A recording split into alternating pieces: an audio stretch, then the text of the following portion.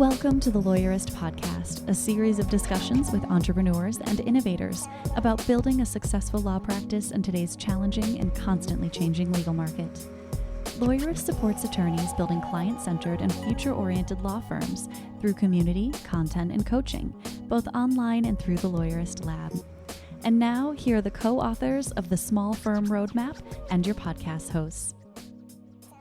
Hi, I'm Stephanie Everett. And I'm Zach Glazer. And this is episode 339 of the Lawyerist Podcast, part of the Legal Talk Network.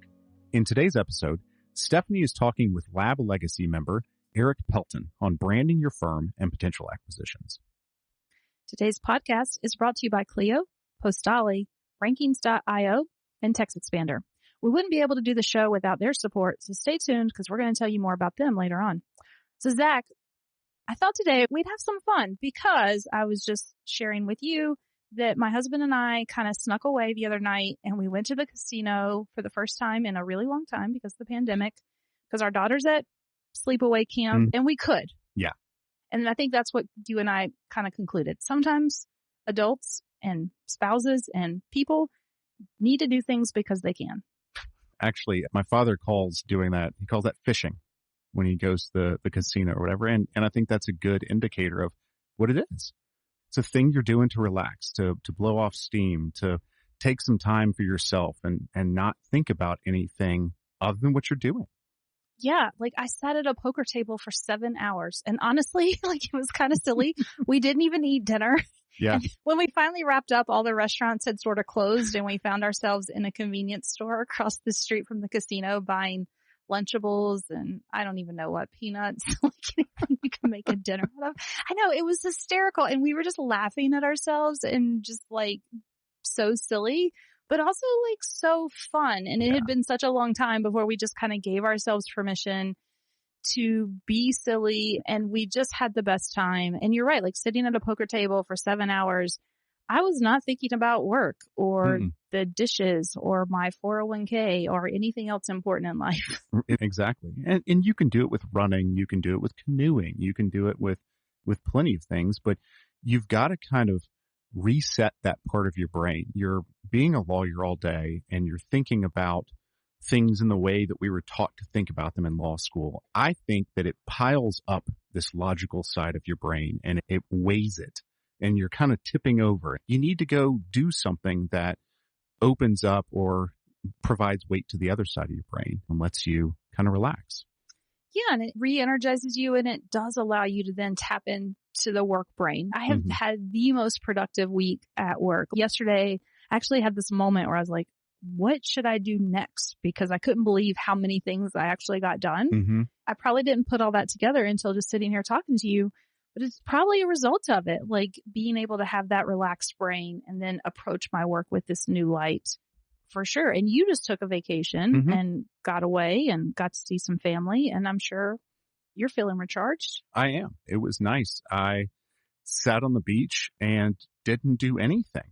It was very nice and didn't think about what I need to be doing next or where we need to be going. My family and I take vacations and we just recharge. We just kind of sit there and enjoy each other's company, but we're not running around to 6 different places all day. We learned a lot about ourselves during the pandemic for sure. And I know I heard a lot of people say that they slowed down and they weren't always just going their schedule. I actually had to buy a calendar recently because I realized that I didn't have one for the year. And I was like, oh, I need to be able to put things on the calendar and keep up with our plans. Oh man, I think I probably need to do that when I get home. It's been kind of fun. Like, oh, we actually have things to put on the calendar. We're doing things again. I guess maybe part of the words of caution here is, but we don't want to go back to where we're so overscheduled and we have so many things and we're running around so much. We kind of lose that. There was some nice pieces of the pandemic where when you couldn't go anywhere, where we just sat in the backyard and enjoyed each other's company and had that kind of also relaxed time. And there's a balance there. There's a difference between taking some time off and recharging and taking some time off and going and doing something that is active and going and doing something that still requires you to be in that same mode. You go backpack through Europe and you're all day trying to figure out where you're going next, what you're doing. And that's can be a stressful sort of thing as well. Kind of taking a step back, whether it's a staycation and sitting in your backyard for a little bit, or taking a couple walks down the street, or going to the mountains and not doing anything. Those are the type of things, to me, that recharge me. I love that. I've been writing a lot lately to our insiders about saying no and prioritizing. It's so easy to just get that overscheduled. And maybe part of this and part of the big takeaway for folks listening, one of the things that I wrote that I've really been thinking about is, does your schedule line up with your values? If you say, I love to travel, but you're not setting aside time to go on a real vacation and travel, are you really living up to your values? If you say that you want to be healthy, but there's no time on your calendar to actually go exercise every day or prepare meals that make you feel good, then those things are out of balance. Maybe part of the takeaway here is to take a fresh look at your calendar. And I think it's important to not only schedule business stuff. It's probably pretty easy for us. We know we put trials on our calendar, our big deals on our calendar, but where on your calendar is sometimes set aside to improve your business and to be healthy, or to be with your family, or to nurture relationships, or whatever it is that you say is important to you. And I think you should schedule out your personal stuff too, because that's the only way you're going to put that intention to it. My mother actually schedules to be unscheduled. And it sounds ridiculous, but we all do that. If we're not putting something on the calendar, we're all doing it anyway. She just blocks out that time of, I don't know exactly what's going to happen here. If you think, oh, well, I can't schedule that tightly, I can't schedule all my stuff in there. You can, but you can just schedule to be unscheduled. And that's fine. It. So there you go. That's a great place to wrap up, schedule to be unscheduled. So now we'll have Zach's conversation with Cleo and then my conversation with Erik.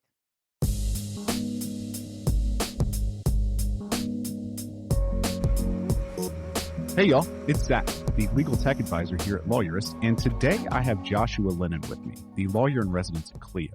And we're talking about summer vacation and why small to medium-sized law firms owners should be taking them. Joshua, thanks for being with me today. Thank you, Zach. It's great to be here. Earlier in this episode, Steffi and I were talking about the need to take some time for yourself. And Cleo has done some real thinking on this. You guys have really kind of dug into the why and the how of summer vacation. So let's start there. Why do lawyers need to take a summer vacation? Well, thanks to the long working hours, highly competitive and the high stakes nature of legal work, and frankly, some unhealthy coping mechanisms, lawyers have one of the most stressful professions. There's just no denying it. You just work long hours at high stress. And when you're a solo or small business owner, you throw in the concerns about running the business on top of the legal work. And it makes for a very difficult situation for a lot of people's mental health. In fact, we know from ALM's recent mental health and substance abuse survey that 64% of legal professionals report having anxiety. And then we've thrown a pandemic on top of that, a complete change in the way that people work and interact. Courthouses were closed, now they're open. You have all these additional safety protocols that go with that. That same survey tells us that 70% of legal professionals reported that the pandemic adversely affected their mental health. We've had stress upon stress upon stress. And that's why lawyers need to take a summer vacation. Because in addition to reducing stress, vacations have been shown to improve mental health and well-being, boost mental ability and creativity. You'll be helping your clients by taking some time off. And it just makes you feel more calm and rejuvenative. It's a step towards sustainability in the practice of law that I don't think a lot of lawyers consider when they think about vacation. Well, we went to law school and we knew what we were getting into. We feel like, well, we worked long hours in law school. We work long hours getting out. I think some of us think, well, this is what we got into. And that's not the way to think about this. When people do go on that summer vacation or whatever time period they can do, what should they be considering when taking that vacation? So I think there are a couple things that lawyers should consider. Just like everyone, they should take pandemic safety into account. So get vaccinated. I'm a strong believer that everybody who is eligible for vaccination should have them. But also make sure that you're continuing mask wearing and social distancing where appropriate. that you're taking the concerns of immunocompromised and kids into account when planning your summer vacation, people who can't get vaccinated, and definitely follow the safe travel tips from, say, airlines and the CDC. But in addition to all of that, things that everybody has to consider, there's picking the right time. Interestingly, Clio's legal trends data show that traditionally in the summer, there's a decrease in both new clients coming on board the law firm and billable hour time. It shows us that things just slow down. So it's a good time for you to pick the right time. Judges are going on vacation. Time your vacation when the judge goes on vacation, right? Then in addition to that, decide how connected you want to be while you're away. Are you able to hand off work and know that it'll be covered by, say, a locum? Or do you need to keep kind of your hand on the rudder? And finally, and this sounds a bit more morbid than it is, but make sure you have a succession plan. For solo and small law firms, there's actually an ethical duty to have one of these. But all it really means is you've got backup and a really simple method for your backup to step in and help you out if there's a need. I think my father's succession plan for years was me. Zach will do it. Yeah. And as long as you've got access to everything, that's not a bad plan. It wasn't a joke plan. That was the way it was. But I mean, it can be that simple, really. Yeah. Well, so beyond that, what can lawyers do to reduce stress before, during, and after vacation? I've gone on stressful vacations before. I think there are a couple things that you can be doing now, even if you don't have a vacation plan. And the first is just kind of automate your law firm so that work can be done easily, or that the people who are doing the work on your behalf can do so in a way that's being done competently, like using templates, for example, or having a unified platform where everybody can collaborate together will make it easy for you to put things on the right track even before you go on vacation. Then the next thing is make sure you can run your law firm from anywhere. If anything, 2020 and 2021 have told us is that location both doesn't matter and does at the same time, weirdly. It's great to be working out of your office, but if you can't, or if you don't want to, make sure you have the ability to still work. Cloud-based legal software has become the backbone of lawyers working remotely, and remote can also include a vacation. So don't worry about that. And then there are a couple, I think, just practical things you can be doing along the way during the vacation. Let staff and clients know if you'll be available at certain times and how to get a hold of you in case of an emergency. But also let your staff know that they can field a lot of these calls and help determine emergencies. So I need to know when my hearing date is. Oh, I can look that up for you. It's not an emergency. But, oh my gosh, the hypothetical spouse has taken the kids across state lines without permission. What do? That might be an emergency.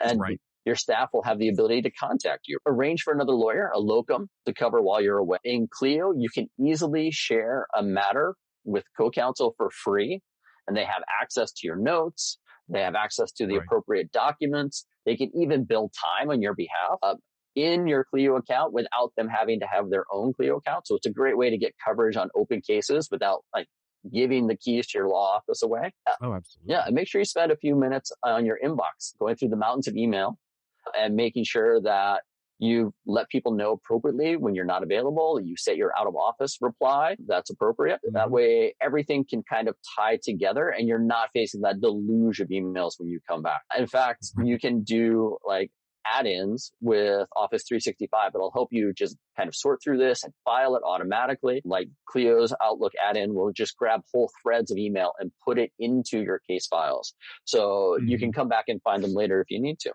And that helps you connect with the rest of your team and staff. And I think a lot of that is knowing that things are being taken care of. When you're turned off, you can turn off.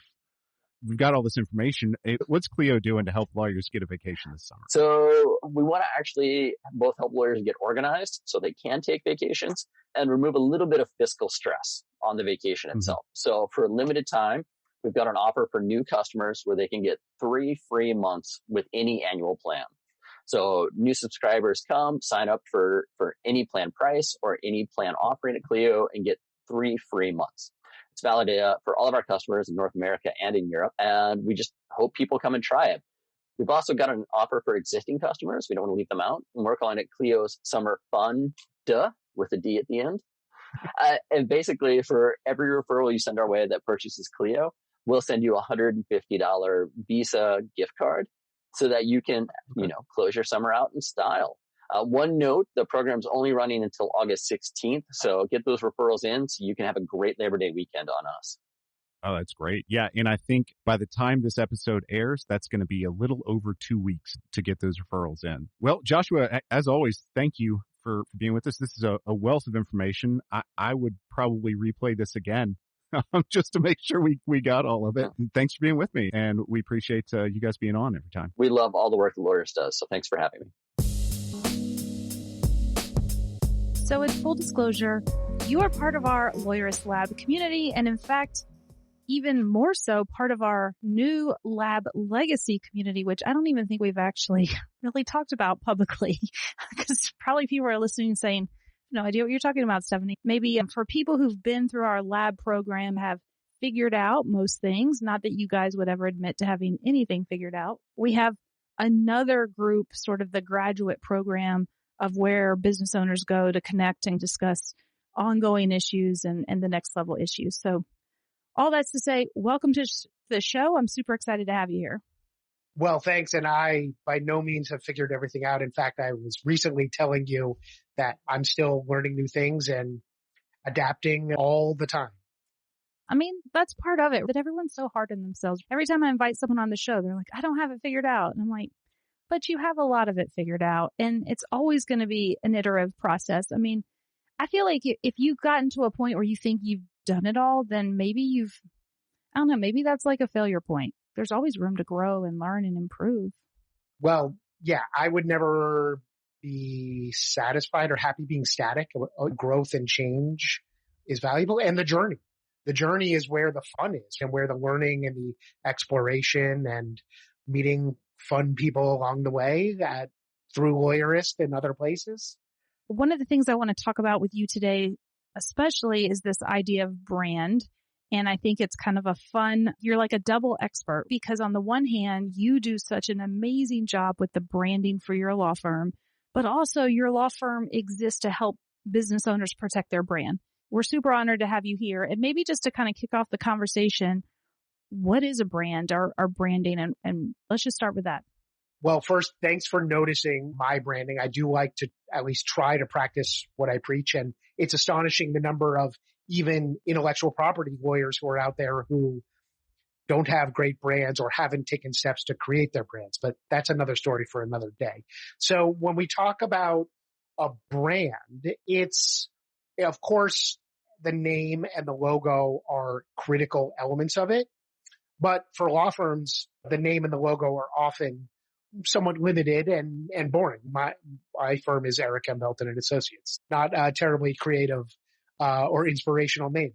But the brand is the whole package that goes into the presentation of what it is that we're connecting with our clients and with our customers. And it's really that connection that defines the brand. It's graphics, it's values, it's our customer service and our relationships that we form with clients and with employees and on our team. And all of that impacts the brand. When you think about brands in your life that stand out and make a difference, an easy example that many people point to is Apple. And that's because when you go into Apple store, it feels like a special place. There's great service, the Genius Bar, the look, the layout is unique. All of those things are done very purposefully and very well. And same thing when you open the packaging for an Apple product, right? No doubt took them more time and more money to do it, but it makes an impression. That's all part of that branding package. I love getting my new iPhone because it feels special to open the box. And that's really hard to describe to someone, but that is what they've done so well with their packaging. And I have noticed just in the last year or so that a lot of other companies are finally catching up and noticing that those little details in the presentation, because the presentation, actually, you told me a story a couple years ago about receiving your season tickets for the soccer team. And that stuck with me. I don't remember exactly what the details were, but they sent you a really special invitation in the mail that obviously cost them more money than just sending you paper tickets. And it made an impact with you. You were like so excited about it. And that's the kind of thing that really sparks a brand connection. Yeah. So just for those of you who don't live in Atlanta and get season tickets to Atlanta United, but you should. And if you come to town, call me. I'll take you to a match. They did this amazing thing one year, and each year it's something different. But the year I think they really hit it was they sent our season tickets, which are really now lanyards, which is a whole nother story, in this box that was, of course, all branded with the team colors and logo and everything. But when you opened the box, it had a speaker, and it started the chants, because when you go to a soccer match, there's like team chants and things that people in the crowd say. It started going, Atlanta, United, but it was the crowd sound from a match coming across the speaker. So imagine opening a box and then hearing that.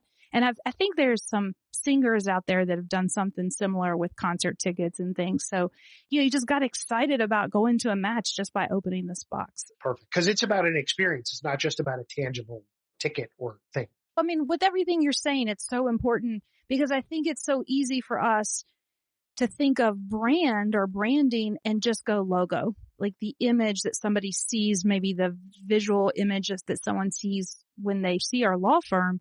And what I'm hearing from you is, no, it's so much larger than that, and encompassing your reputation and the connection and the experience and all the different touch points that you have with a client. In a way, it's exciting but challenging, because then how do you pull all that together so that it is like a consistent feel and message on behalf of your client? I mean, that's the challenge.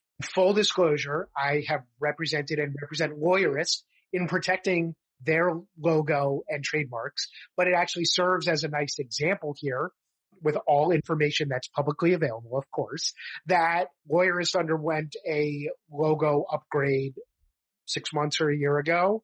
Yep. And that was a conscious decision. And obviously the new logo may convey a slightly different impression. And those elements, your slogans and your logo and your colors and your design, can convey a lot of things about the message that you're trying to establish with your potential customers and with your actual customers. Whether are you tried and true, or are you new and fresh? Are you super expensive, high end, or are you budget on purpose to help save people money?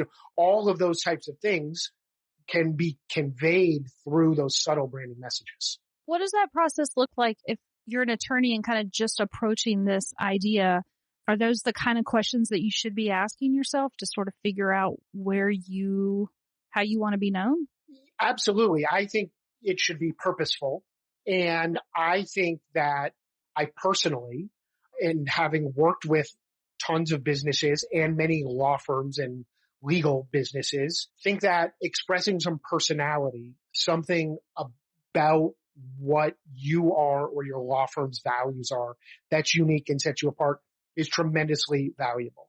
Sometimes, especially as lawyers, we might have a inclination to try to be conservative and fit in with everything else and not want to rock the boat. But I think especially today, with the way that we market online and the constant volume that everybody's bombarded with in terms of brands and advertising and the amount of competition that your potential clients are likely to see.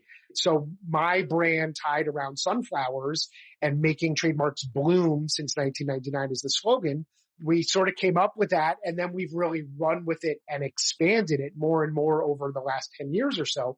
And it's really wonderful because it creates lots of great analogies and stories for plants and flowers and growth and blooming and blossoming and brands. And it helps set us apart. It's creative. It's artsy. It helps convey immediately, I think, we're not a stuffy downtown law firm with a big fancy marble. I was about to comment on that before you because to your credit, your brand is so distinctive and memorable. I'd encourage anyone to go to Erik's website. I'm sure we'll put it in the show notes and he can tell us the exact URL. But as soon as you go there, these images of sunflowers stand out. And in fact, you've done such a great job.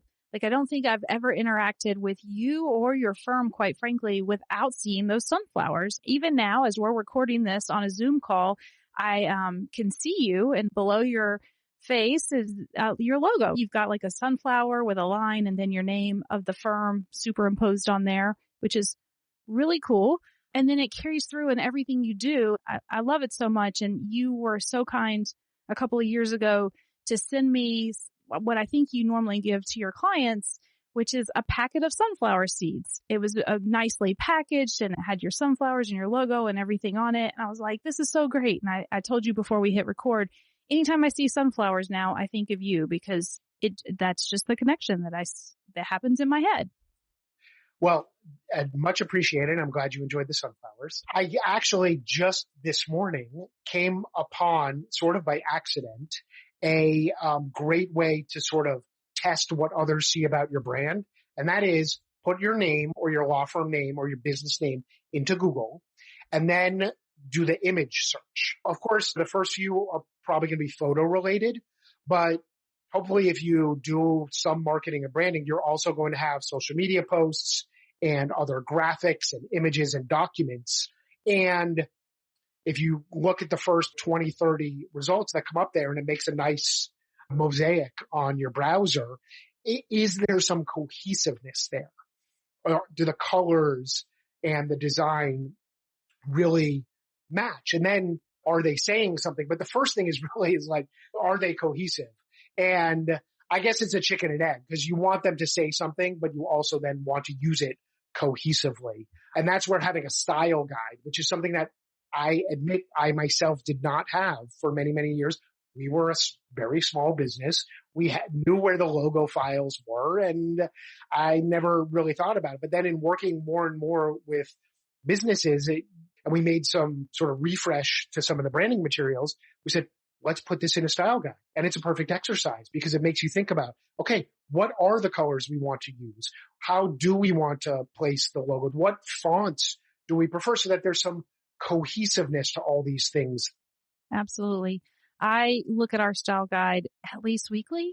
Most of it's kind of now saved where it needs to be, but for sure, sometimes I'll get stuck, or I'll need the actual little code for the color, because I want to make sure I'm using the right color of coral in our new branding. But it's interesting to think about like how your stories can change over time.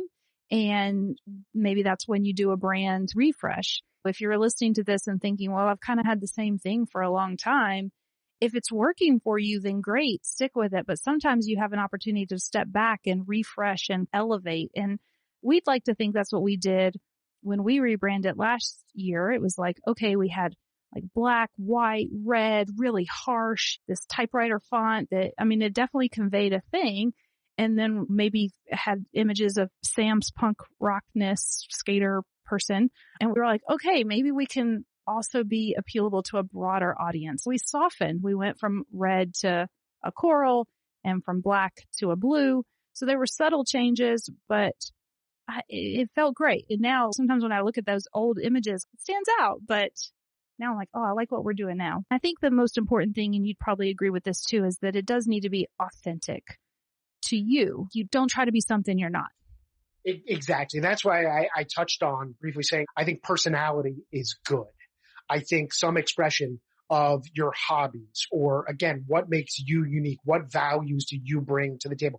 Maybe it's a favorite service project or charitable cause that you're involved in supporting. Like, that's a great thing to tie into things talking about your business and your branding, and then tie it all together. I love to ride bikes. So I have some goofy pictures on my website of me riding a bike in a blazer, which I would obviously not really ever do.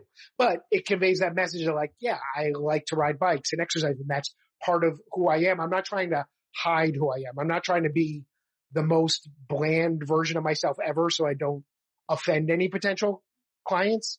I think that by being yourself, it makes it that much easier to attract clients who want to come to you. And that would go into another thing, talking about all this branding and marketing and acquiring clients, that I wanted to mention, is the power of video.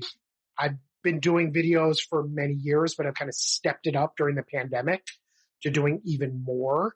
And it's number one, they're not only powerful just for content and search engines. And a lot of people don't realize that YouTube is the number 2 search engine in the world after Google, at least the last time I saw those rankings. But they also put some of your personality out there, and they put your voice and your face out there.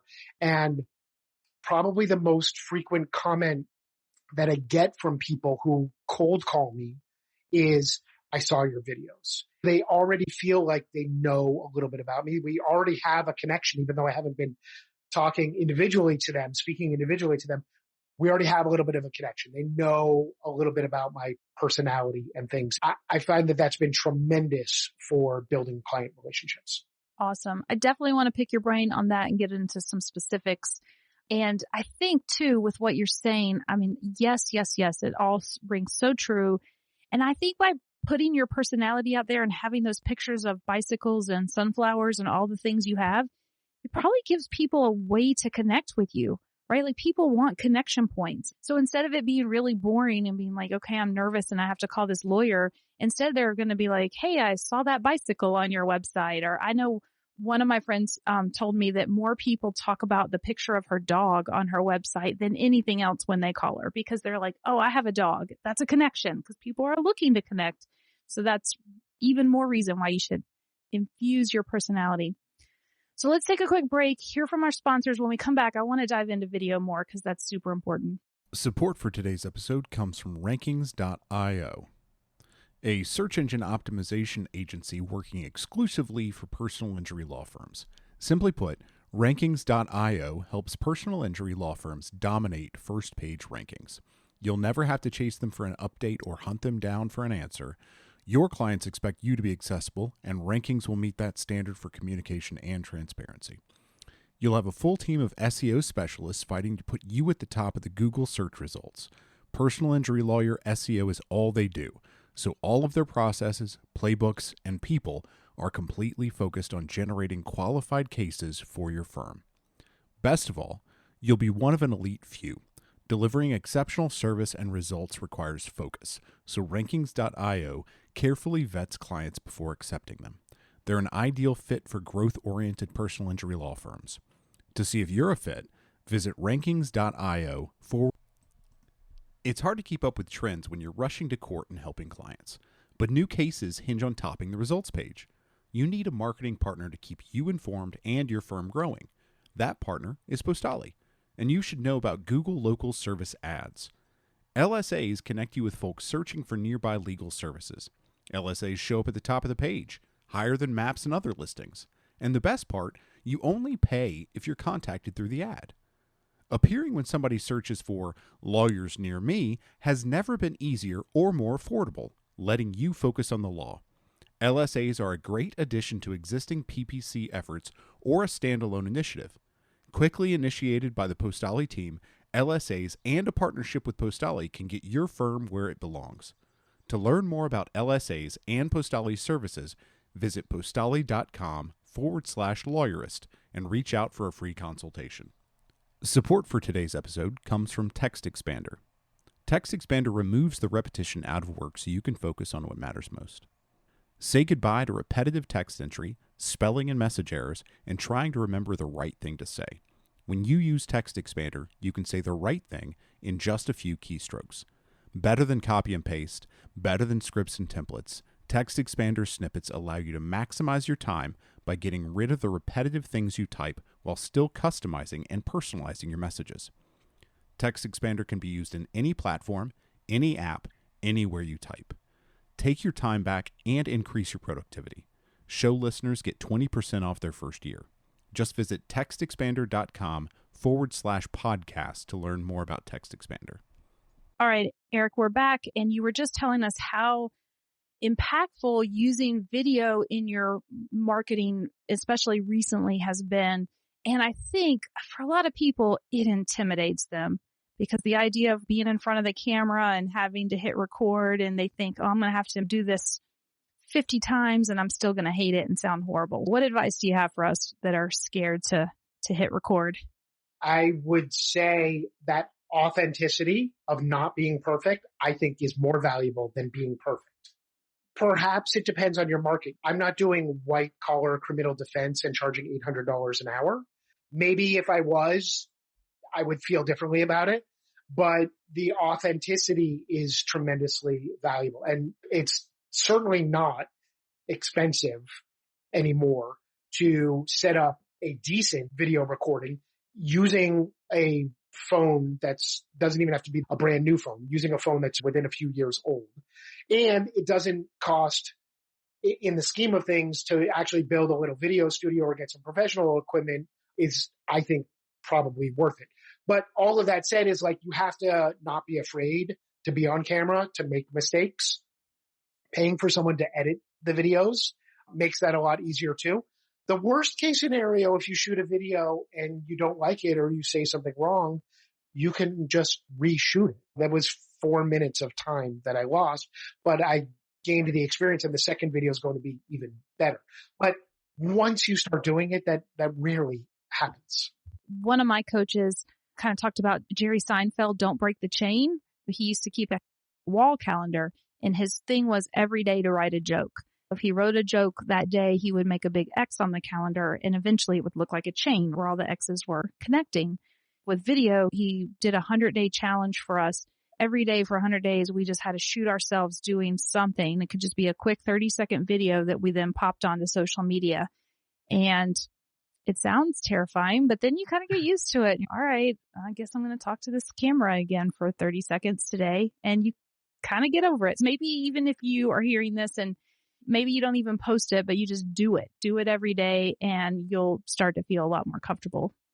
You can do it and not post it, like you said, just to practice and get comfortable. You can edit them so that you're barely even on the screen. If you have other materials or graphics or things you're trying to show people, you can record Loom videos, or I'm sure there's other comparable services. And yeah, there's just tons of opportunity out there. And I found the most effective way for your time and your money to connect, to build that relationship. I want to dive into a few of your specifics. I think you actually did set up a recording studio in your office. You just went ahead and bought up some equipment and have a little setup now? I just did that during the pandemic. And before that, during the pandemic, I was shooting in various places in my house where I was trying to find a quiet spot apart from kids and dogs. And those were recorded on my iPhone. I bought a little tripod for my iPhone, and tripod attachment. Before that, I did a variety. I would sometimes go to a studio and record some, which, yes, cost money, but I would knock out dozens of videos in one day, and then I would just release them over time. So there's a variety of ways to do it. And then what are you talking about? What's going on in these videos? Yeah, I mean, I'm mostly sticking to trademark advice. It's another thing I think in creating your brand and your marketing is showing your expertise and not being afraid to provide content and provide information. Not everybody agrees with that. Some people think that if somebody's not paying me for it, why should I be giving them information? But I've found in my line of work, especially, the more information I give, the more it shows that, number one, I'm an expert and have the experience. And number two, how hard it would be if you didn't have the knowledge and the experience and tried to do it on your own. And it serves the purpose just fine. And I mean, we talk about this in the book.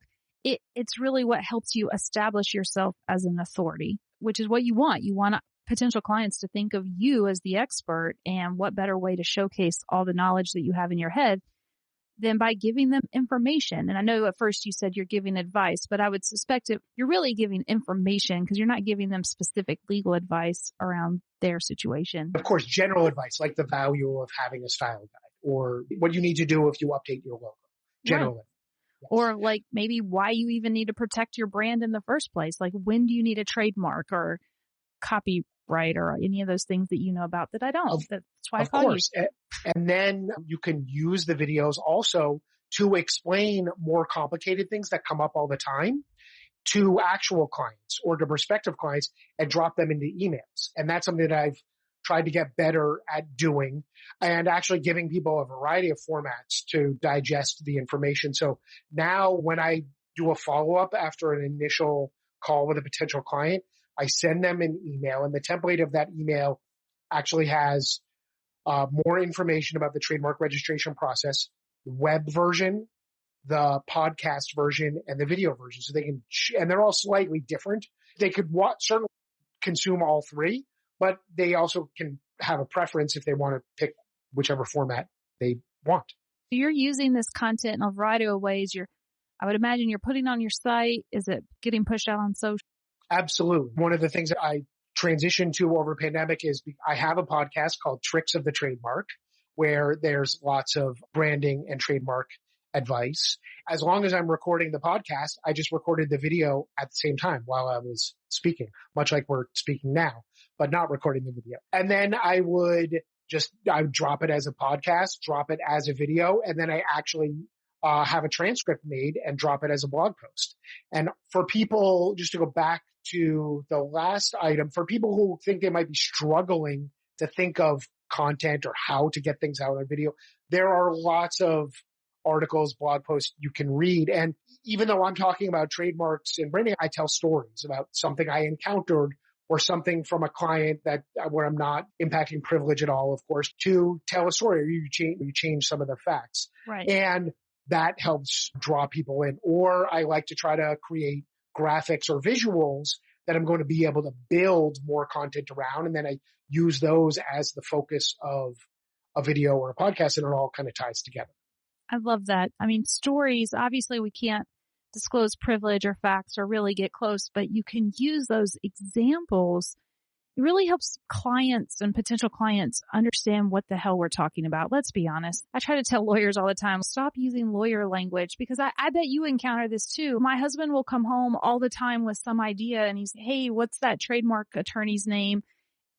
But I don't know what he has as a trademark. Like, I don't even know if he just knows legal terms. He shouts them out. And I imagine that you get that all the time too, where people are like, well, I think this is a thing and I don't know what I'm supposed to do here. Just giving them that context in those stories can help them connect. Oh, this is my problem and this is how this lawyer can actually help me solve it. Yeah, that's exactly. Yes. I think in full disclosure, I've also given my husband your name because I don't know how to answer his wackadoo ideas. He always comes home with something and he thinks it's the next $1 million idea. And maybe one day it will be. So I need to keep encouraging it. See, and you're always telling stories about him. Thank goodness for, podcast content. I know. One day if he ever listens to this show, he might be like, why do you talk about me so much? But I have it on good authority. He's not listening right now. So we're all right. All right. Here's a question for you. If you're willing to think about it this way, what was a mistake or something you messed up along the way? You had to learn the hard way that looking back now, you're like, I wish I'd approached it differently. Maybe some advice for our listeners. Probably the two things that have stood out over the span of building my practice that have been the biggest pain points are HR and finance or accounting. And even though I knew for a long time that I would be better served by having professional advice helping with bookkeeping and professional advice helping with HR services, I resisted, in part because I foolishly think that I'm smart enough to figure out other things, which I might be, but it's still not the best use of my time. Right. That's the key thing. It's not whether or not you're smart. Right. It's whether or not this is a good use of your time. And finally coming to that realization, now I have a bookkeeper. Now, as of recently, I have an HR management company. And number one, it's wonderful to have sounding boards on those things and to not have to do it all yourself and to be doing it better. I mean, because I wasn't doing it all as effectively as I could be. Part of that process was learning to pay myself regularly. Yes, that. As a founder and owner, oftentimes we forget, or we think that in the end, it's the money's in one of the accounts, so it doesn't really matter.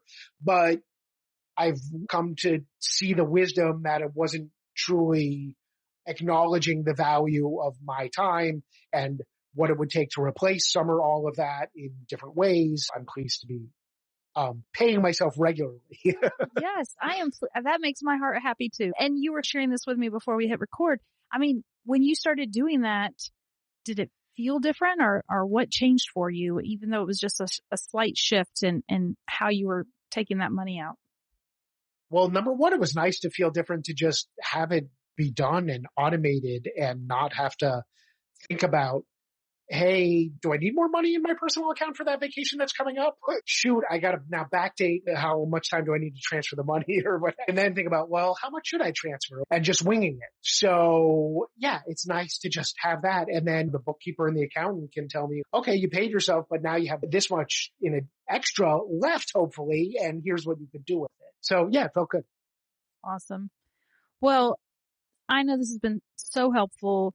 Your branding is amazing, and you always are so giving in our lab community for our workshops or in person at LabCon, which we didn't have time to talk about, but I'm sure we'll be shouting about that on the podcast a lot because I'm so excited that we're going to do it again in person. Thank you so much for coming and sharing all your wisdom, and I will make sure that we put good links to your website on the show notes because if you're listening to this, take a minute and go visit Erik's site because immediately you'll see what I'm talking about with the visuals. It will stand out to you and you'll remember it, quite frankly, or just Google his name, Erik Pelton Law, and see what those images are that come up. I think that would be equally as impressive. I'm going to go do that now.